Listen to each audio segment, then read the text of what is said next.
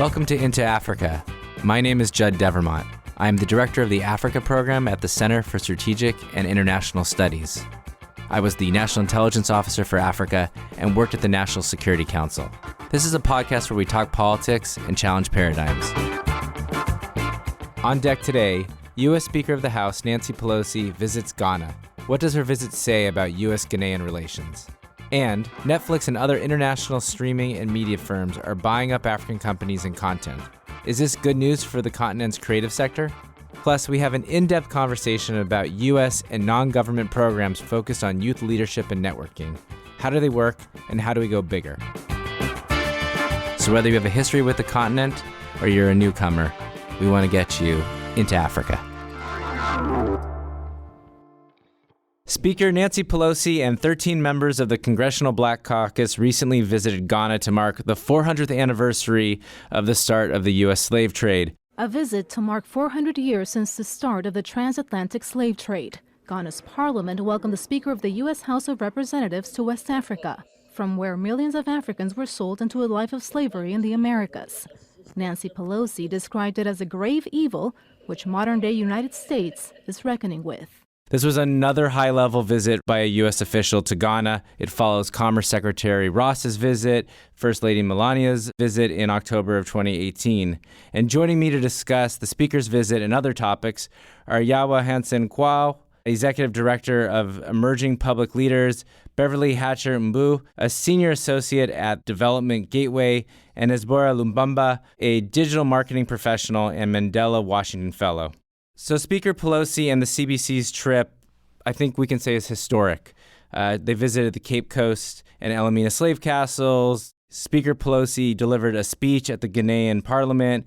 She received some fairly good press, although it's in an earlier episode on Into Africa, I talked about Melania's visit and how it didn't get on the front pages of the Ghanaian newspapers, and I can't make that kind of comparison this time because for some reason lots of the great Ghanaian newspapers aren't putting the front pages on anymore, but it seems to me that it did get some significant coverage. So Yawa, as a Ghanaian, and I think you were in Accra during the visit. Can you talk a little bit about why this was significant and what the Ghanaian reaction was? Well, thank you, Judd. It's a pleasure to be here. It was a significant visit for a couple of reasons. I think that generally, Speaker Pelosi and some of the members of the Congressional Black Caucus, like Representative Omar, are semi-celebrities because of the news they've created over the past several weeks. And so for Ghana to receive two deeply admired women leaders from America, I think the press around it was really significant.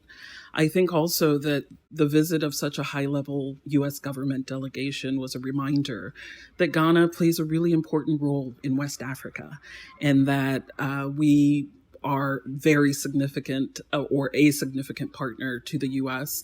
in overall general peace and security, but also trade here on the continent.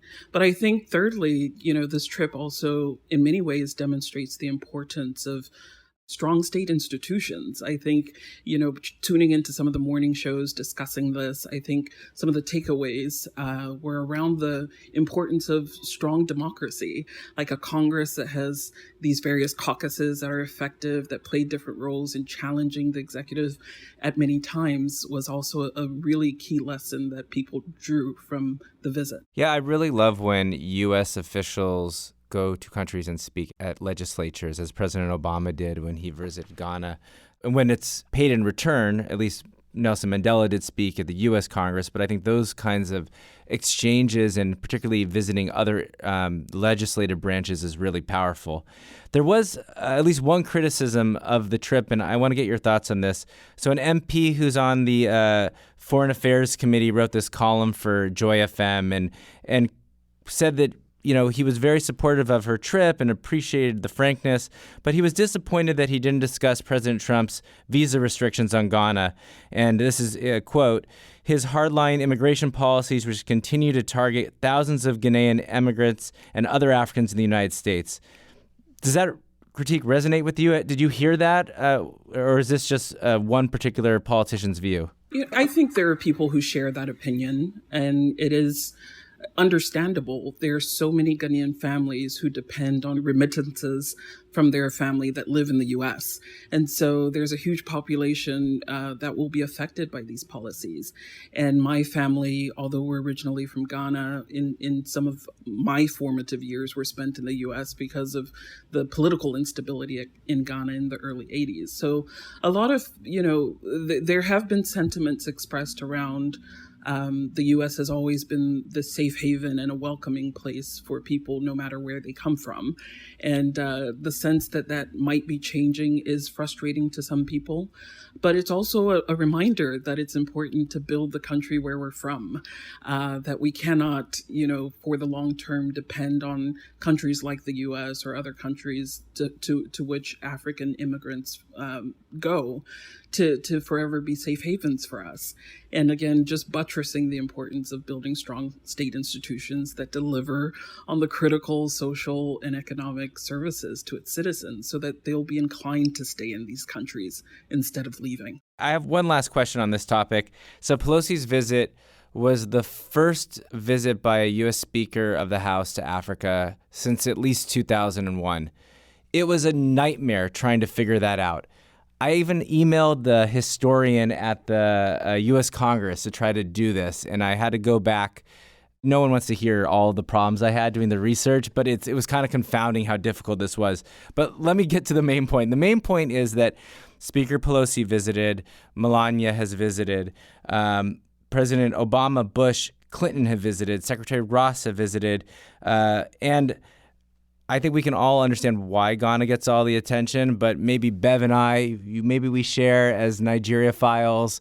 Could the love be spread a little more around? I mean, is Ghana getting too much? So this is a trick question because any serious Nigerian gets this question and says, of course it's too much. And of course, the first destination should be Nigeria. So, I mean, jokes aside, I think it's fantastic. I love that Ghana is getting its just desserts as far as I'm concerned. On the global stage, but there's so much more going on the continent, and I think it's a real missed opportunity that the high-level government engagement from the U.S. side has been so limited to only a few countries. There's so much more outside of that. So you'll join me in challenging the U.S. government to diversify, not continue to engage with Ghana because of all of the reasons for its economic and political developments, but challenge our friends in the U.S. government to go to Nigeria and go to some of the other places that are having really important moments in their political development, economic development. 100%. I'm completely behind that. Okay.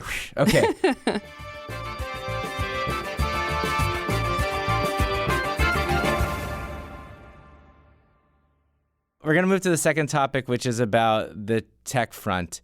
Our listeners may know that there's this increasing competition between global streaming services to expand in sub-Saharan Africa, to acquire African content.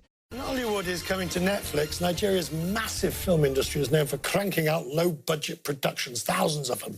Now it's aiming for quality instead, and it appears to be paying off. I want to do a deep dive on this topic in another episode. So Netflix, you can call me anytime. You can DM me on Twitter. We'll be happy to host you.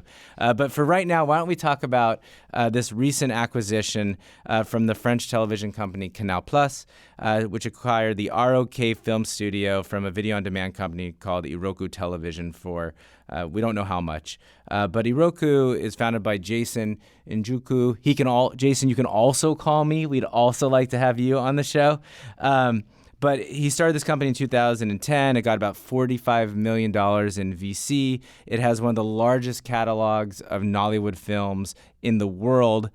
And it's really a play by Canal Plus to expand in this market. So you've got Canal Plus, you've got Netflix, which has just signed up for its first animated film series called Mama K's Team 4. It purchased a South African TV series called Blood and Water. And then you also have MultiChoice, which is a South African company owned by Naspers that has pushed out a lot of the African Magic channels. So you've got this really interesting moment where I think global companies recognize that Africa as an entertainment market is growing, and it's important to be in that space. So Ezbora, you're a digital entrepreneur. Can you tell us about how you think about streaming services in Africa? What do you watch in Kinshasa? Does this present opportunities? Yeah, so on this subject, the opinions are divided. Personally, I'm still a fan of the streaming services, much more for the educational side than entertaining. Why I'm saying that, because I learned English through movies and music. Yeah, so, and even when I came to the US because I had watched these movies and TV shows on these streaming services. The environment I found myself in felt familiar. So the expansion of these services on the African continent is interesting, but we should not lose sight of something quite crucial. Consuming foreign content will not serve Africans in the long term. What will be desirable is that the presence of these streaming services encourage young Africans and push them to create their own local content that represent a positive image of the continent, as Iroko TV is doing. So Kinshasa is a big city with 12 million people. I had a chance to live in every corner of Kinshasa, poor corners and rich corners. But despite the social differences in Kinshasa, people tend to consume the same content online and offline. We have a big issue with internet, but many people cannot afford to have a subscription on a streaming website. And for example, the majority of women watch telenovelas, and the most watched content is Nigerian movies. And in Kinshasa, we have people who translated those English movies into Lingala, the local language in Kinshasa. But so it's like, is that a second industry? Essentially, there are people who are adding these Lingala translations to it, and do you also have live translations of it if there's any sort of open air showing? Yeah, so it's not live translation. It's like they have already movies in their laptop and then they just put voice on it and they sell those movies, and it's like that in Kinshasa. Yeah, so on the other side, there are people who have Netflix subscriptions, but the trick is for some people use the Netflix account of their friends, and that happens in America too. I was about to say that it's definitely not specific to DRC. Netflix, if you come on the show, I'll edit that out. Yeah, but other people create multiple accounts to have 33 days for $350, like for a year. Every month they are creating free account to have free account, to have movies and shows on Netflix for free. So there's not only bad in the expansion of streaming services, their presence in Africa creates competition, and it allows people to have more choices, and which drive actors in the sector to be more innovative. Also, it adds more professional and international credibility to the production of the content. And as of now, this is one of the biggest challenges in Africans, creating good content by Africans, for Africans, and for the world. Okay, let me throw this back to Bev, because you and I have been talking about Prosper Africa, U.S. strategic competitive advantage when it comes to commerce. The entertainment field continues to be one that I think is a place where the U.S. has real strengths, and there's an opportunity for real growth. So at least Nollywood is a $4.2 billion industry. The estimates vary, but maybe 500,000 people employed. What do you think? Is this a place that the U.S. should be thinking about expanding or sharing its know-how? Oh, yeah, absolutely. And since a lot of what we're discussing today is about youth and the future of the continent, 19% of global youth population currently is African, projected to be 42% by 2030. So when you look at that demographic right there, any sane company that is looking for an expanded consumer base, like, you should be watching those numbers. You should be watching what African youth are consuming and what they're interested in. That's a real market opportunity. I think there's enormous potential. We're already seeing those kinds of relationships build between Afrobeats musicians and American musicians. Why not in film, TV, and other media? I think one of the pitfalls, and it's not, I don't think, unique to African creatives, but globally, is about making sure that creatives and artists really get sort of the legal and creative control over the work that they're doing. I'm very particular about that. I think from a legal perspective, both that you are compensated appropriately and that you also have the creative control to be able to tell the stories the best way that you know how. I wouldn't want a narrowing of the space such that African stories are now being reformulated or redone to meet a perceived broader audience. And there are so many stories to be told, and there's room for many more than we have. That's an important piece of that relationship, that like creative control is honored. And I think that's something that Netflix, I have to say, is doing really well. In the US, Netflix has been a great force for driving creatives of color, lesser known people, and giving them the opportunity to make brilliant content. And I think that value set is global. I think that idea of telling stories that aren't being told enough by bringing in diverse voices, that Africa absolutely has a place in that space. I'm happy to see that Netflix is doing that and to see how others pick up on other streaming services, pick up on that. Well, I'd really like to do more on this here at CSIS, so hopefully stay tuned. But I think there's a really important conversation about the creative sector, and related to that is actually soft power, African soft power, and the way that the U.S. government and other international actors navigate in it. So again, something that I think we hope in the coming year to address both on the podcast but at our events.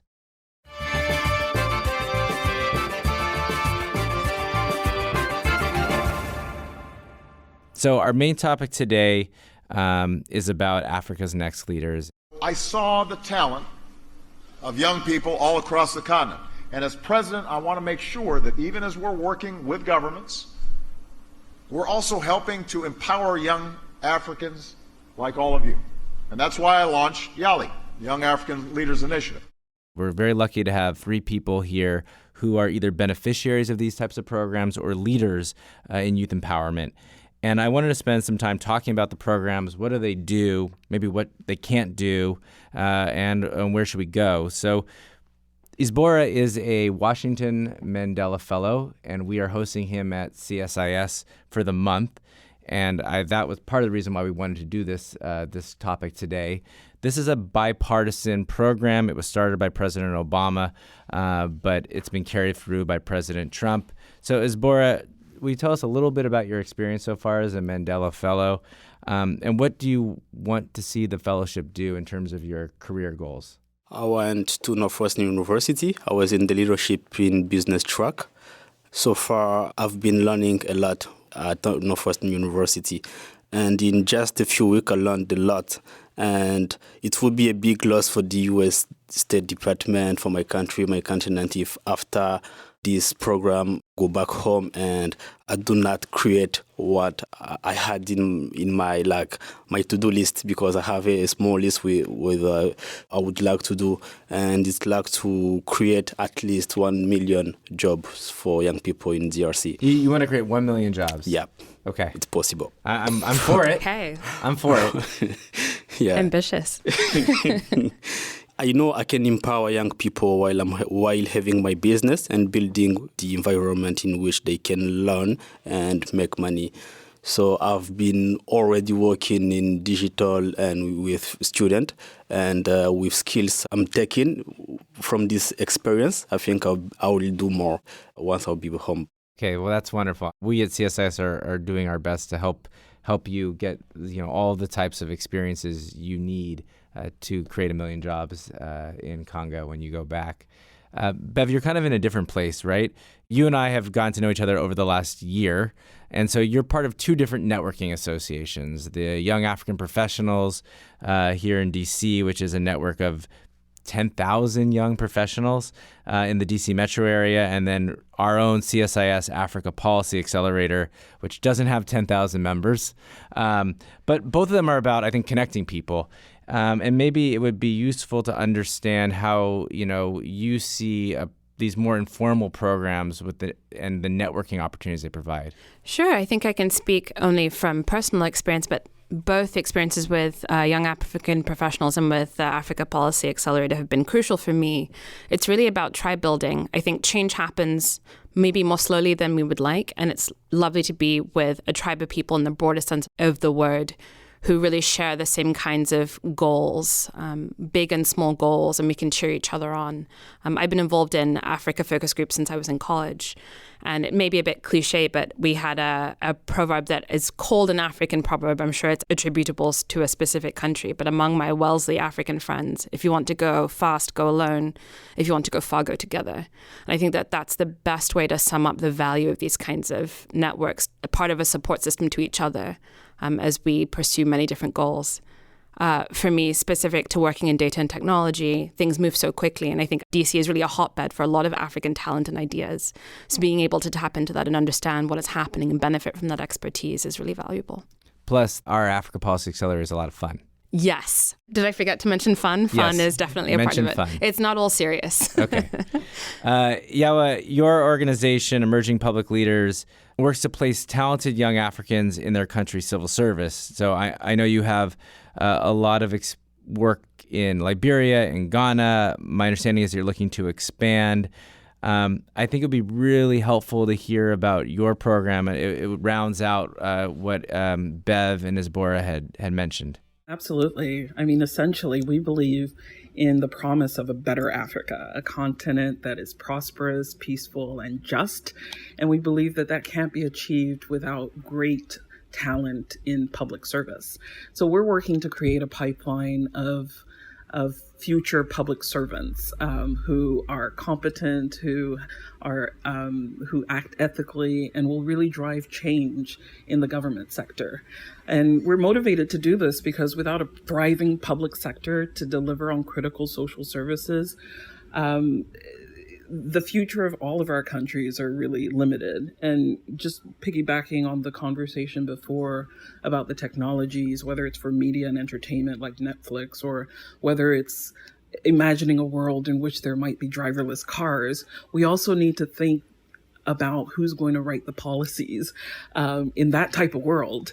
And so we're really passionate about, creating a pipeline of talent. We offer a 2-year fellowship that recruits the best and brightest university graduates in Liberia and in Ghana and soon to be in Cote d'Ivoire. And we work as a partner with governments there to place them into civil service job roles. So we've created really a merit-based pathway into public service that provides equal opportunity to men and women and minorities and people from disparate backgrounds all across the countries. And really, for the young people who sign up and go through our very competitive and rigorous process to become a fellow, many of them tell us they would not have imagined that they could have worked for government any other way. And as Ezbora might know, in West Africa, they say, you get government jobs based on who you know.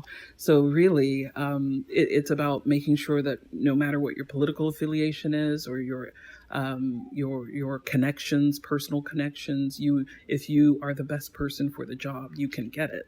So the hope is that we will, as we roll out our programming in new countries, create a cadre of new leaders that will really drive an African renaissance. What I really like about your program, and we talked about this when we met earlier this year, is that for a number of decades, probably 80s, 90s, and then in the early aughts, people started walking away from this civil service rebuilding, revitalization project. I mean, they started to focus on other sectors, and the civil service is so critical to everything that we do. And so what I think is so important about the program is not only as you said, you're creating this bridge in which young, talented Africans can have this profession where they can really affect change, but getting civil services to work is so important. And, I'm really glad that you're leading the charge in bringing the civil service back into the conversation.